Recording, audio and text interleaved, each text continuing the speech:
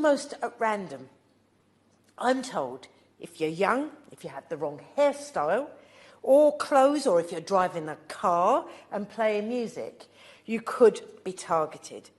Your money and your possessions could be seized with no evidence, and people know if you resist, you will be beaten and possibly killed.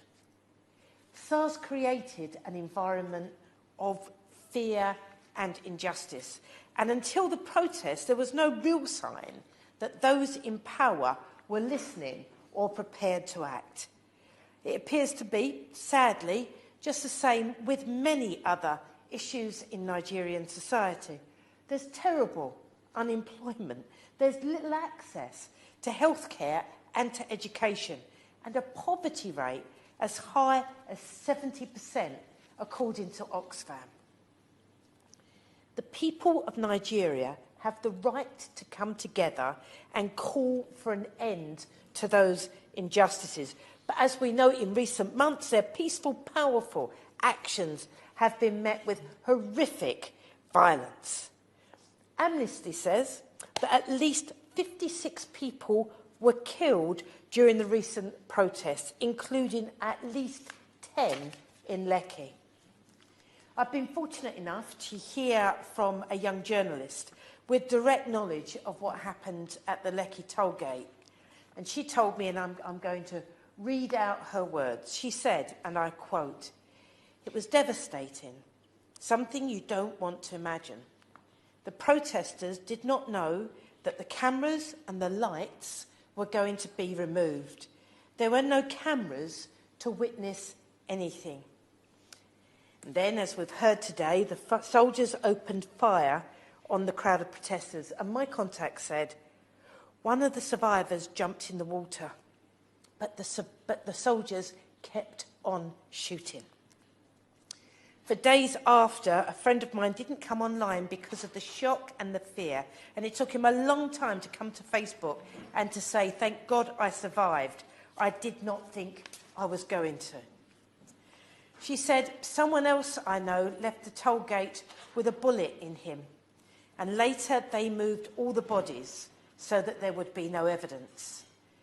For them to close their hearts and kill protesters like that is simply unforgivable. The response from the authorities who feel threatened by the protests has been insidious, as we've heard. Media agencies have been fined for telling the truth. Bank accounts of activists have been suspended because supposedly they finance terrorism.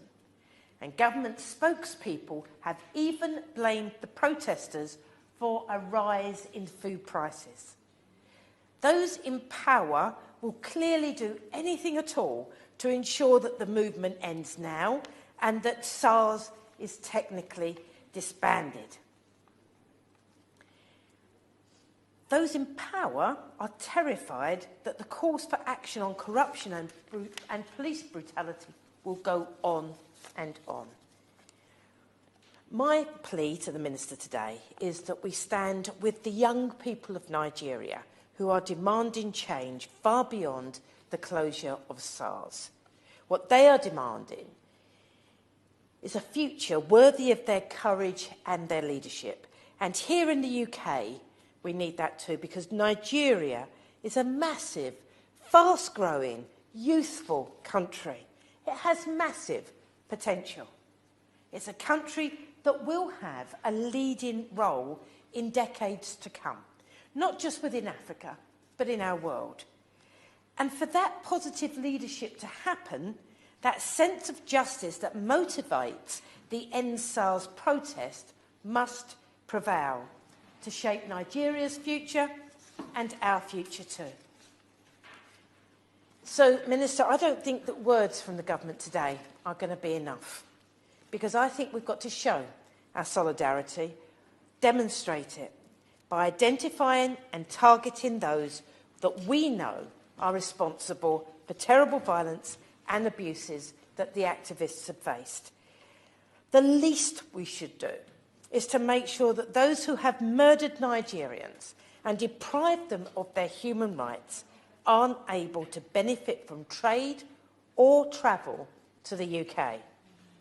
In my view, that should include the leaders of the government and the military who are now, even now, refusing to allow transparent and fair investigations to happen and for justice to be implemented.